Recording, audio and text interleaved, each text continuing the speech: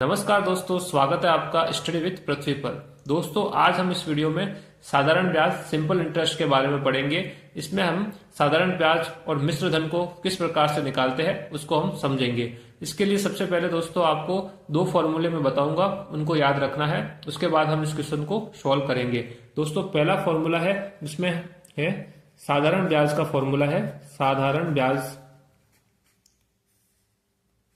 ब्याज का दोस्तों जो फॉर्मूला होता है वो होता है दोस्तों साधारण ब्याज बराबर मूलधन इंटू दर इंटू समय, और इसको किससे भाग देना है, आपको इसको देना है दोस्तों 100 से भाग देना है। ये दोस्तों फॉर्मूला आपको याद रखना है, साधारण ब्याज बराबर मूलधन इंटू दर इंटू समय बटे 100। एक दोस्तों फॉर्मूला होता है मिश्र धन का, ये भी आपको याद रखना है।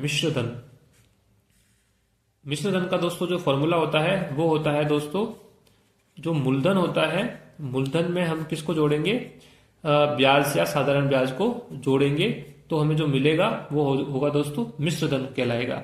अब दोस्तों इससे संबंधित जो इंग्लिश में वर्ड है उनको भी हम देख लेते हैं। साधारण ब्याज को दोस्तों हम बोलते हैं सिंपल इंटरेस्ट, इसको हम SI से लिखते हैं।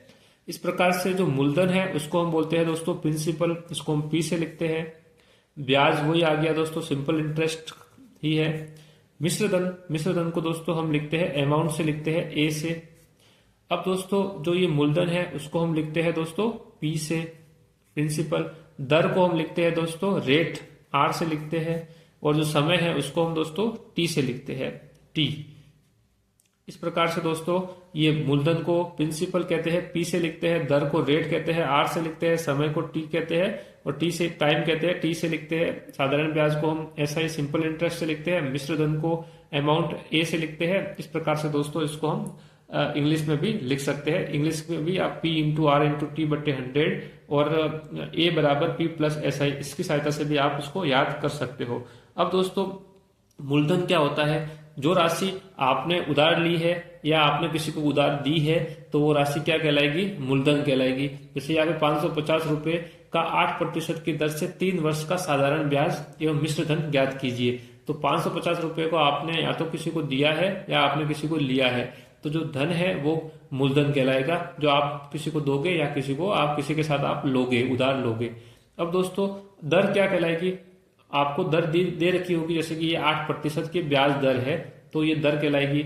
इसी प्रकार से समय आपको दे रखा होगा, जैसे कि यहाँ पे 3 वर्ष समय दे रखा है तो वो समय हो जाएगा। साधारण ब्याज आप इसको निकालोगे। और जो मिश्र धन होगा, तो दोस्तों मिश्र धन क्या होता है, जब मूलधन में ब्याज को जोड़ के जो वापस आप राशि दोगे वो दोस्तों क्या कहलाती है, मिश्र धन कहलाती है। अब दोस्तों इस क्वेश्चन को हम इन सूत्रों की सहायता से सॉल्व करते हैं। दोस्तों हमारे क्वेश्चन में हमें क्या दिया है कि 550 रुपए का 8% की दर से 3 वर्ष का साधारण ब्याज एवं मिश्र धन ज्ञात कीजिए। हमें साधारण ब्याज भी ज्ञात करना है और मिश्र धन भी ज्ञात करना है। सबसे पहले हम इसमें जो मूलधन क्या है वो लिखेंगे, उसके बाद दर क्या है वो लिखेंगे, और समय क्या है वो लिखेंगे। तो मूलधन दोस्तों इसमें हमारा क्या है, पहले वो हम लिखते हैं। इसमें हमारा जो मूलधन दे रखा है दोस्तों वो हमें दिया है, मूलधन दिया है दोस्तों 550 रुपए दिया है। ये हमारा क्या हो जाएगा, मूलधन हो जाएगा। इसी प्रकार से हम देखेंगे कि इसमें हमारी तो दर दी है दोस्तों, दर कितनी दी है हमें, दर दोस्तों दी है जो है 8% की दर दी है हमें, ये हो जाएगी दर। इस प्रकार से हमें समय कितना दिया है दोस्तों, समय दिया है हमें, कितना दिया है, समय 3 वर्ष का दिया है, तो समय हो जाएगा दोस्तों 3 वर्ष। ये तीनों चीजें हमें दे दी है। अब हमें पूछा है साधारण ब्याज कितना होगा और मिश्र धन कितना होगा। तो दोस्तों सबसे पहले हम निकालते हैं साधारण ब्याज। साधारण ब्याज को हम किससे लिखते हैं, SI से लिखते हैं, सिंपल इंटरेस्ट। इसका फॉर्मूला क्या होता है दोस्तों, मूलधन इंटू दर इंटू समय बटे 100। तो मूलधन कितना है, मूलधन दोस्तों है 550, तो हम लिखेंगे 550। इसके बाद इसमें दर कितनी है, दर है दोस्तों 8%, तो वो हो जाएगी 8। इसके बाद समय कितना है दोस्तों, समय है 3 वर्ष, तो ये हो जाएगा दोस्तों 3। इसमें हम किसका भाग देंगे दोस्तों, 100 का भाग देंगे। इस प्रकार से हमें इसको सॉल्व करते हैं तो हमें क्या मिलेगा, सिंपल इंटरेस्ट साधारण ब्याज मिल जाएगा। तो सबसे पहले हम इसको काटते हैं। तो दोस्तों किस प्रकार से काटेंगे, हमेशा इसमें जो जीरो होगा वो जीरो से कटेगा। तो यहाँ पे ये जीरो है, ये इस जीरो से कट गया। अब दोस्तों यहाँ पे तो आगे 10 और यहाँ पे 8 भी है, 3 भी है और 55 भी है। तो आप देखोगे कि 8 और 10 किसके पाड़े से कट रहे हैं दोस्तों, ये 2 के पाड़े से कट रहे हैं। 2 का पाड़ा जब 8 में आप बोलोगे तो कितनी बार जाएगा दोस्तों, ये जाएगा दोस्तों 4 बार जाएगा। और 2 का पाड़ा आप 10 में बोलोगे तो कितनी बार जाएगा, ये जाएगा दोस्तों 5 बार। अब दोस्तों नीचे बचे 5, ऊपर क्या बचे, 4 भी बचे, 3 भी बचे और 55 बचे, 55 बचे। अब दोस्तों 5 के टेबल में 55 कितनी बार आते हैं, जब आप 5 का टेबल आप बोलोगे तो ये 55 11 बार जाएगा, 11 बार भाग जाएगा। तो 5 एकम 5, ये कट गया और ये कटा 11 बार।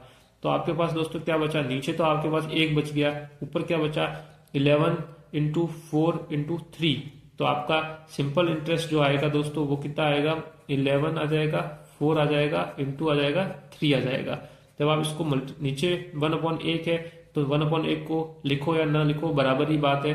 11 को आप 4 से गुणा करोगे तो 44 हो जाएगा, और 44 को आप 3 से गुणा करोगे तो दोस्तों आपको मिलेगा 132। तो 132 दोस्तों क्या हो जाएगा, इसका क्या हो जाएगा, साधारण ब्याज हो जाएगा। ये क्या हो जाएगा दोस्तों, रुपए हो जाएंगे 132 रुपए।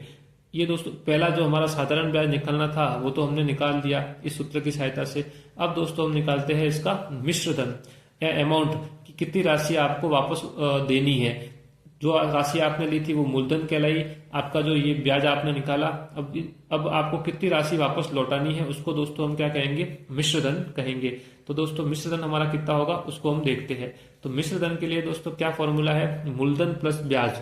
तो मूलधन तो आपका कितना है दोस्तों, मूलधन आपको 550 है, तो इसमें हम किसको जोड़ेंगे, 132 रुपए ब्याज को जोड़ेंगे। तो हमारा जो मिश्र धन होगा दोस्तों, मिश्र धन कितना होगा वो भी हम देख लेते हैं। मिश्र धन दोस्तों होगा मूलधन प्लस ब्याज। मूलधन है हमारा 550 है, 550 है, इसमें हम क्या जोड़ेंगे, ब्याज जोड़ेंगे। ब्याज हमारा हो जाएगा दोस्तों 132 हो जाएगा। तो दोनों को जब हम जोड़ेंगे तो 550 में जब हम 132 जोड़ेंगे तो हमें दोस्तों मिलेगा 600 और 82, 682 रुपए। ये हमें आपको क्या करने हैं, ये आपको लौटाने हैं दोस्तों 682 रुपए।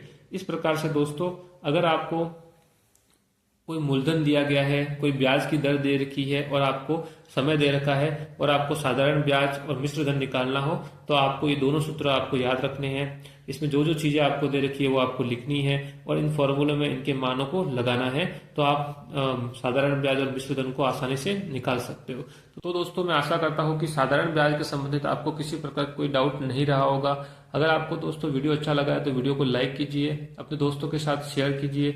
अगर आप हमारे चैनल पर नए हैं तो चैनल को सब्सक्राइब कीजिए। दोस्तों मिलते हैं नए वीडियो में नए टॉपिक के साथ। धन्यवाद।